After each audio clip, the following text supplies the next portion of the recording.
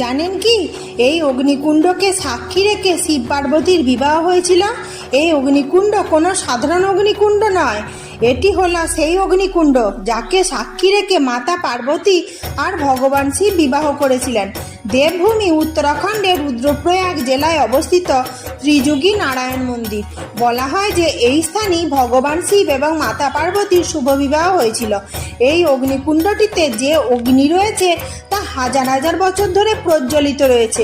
এই কারণে একে অখণ্ডধ্বনি মন্দিরও বলা হয়। আর অগ্নিকুণ্ডের ছায় অনেক ভক্ত বাড়িতে নিয়ে আসেন, যাতে শিব পার্বতীর আশীর্বাদে তাদের বৈবাহিক জীবন সুখের হয়। এই মন্দিরের পাশে রয়েছে রুদ্রকুণ্ড, ব্রহ্মাকুণ্ড, বিষ্ণুকুণ্ড এবং সরস্বতী কুণ্ড নামে এই 4টি প্রাকৃতিক কুণ্ড। আমার ভিডিওটি যদি ভালো লাগে লাইক, শেয়ার, কমেন্ট করবেন। অবশ্যই নতুন নতুন ভিডিও পাওয়ার জন্য চ্যানেলটি সাবস্ক্রাইব করবেন।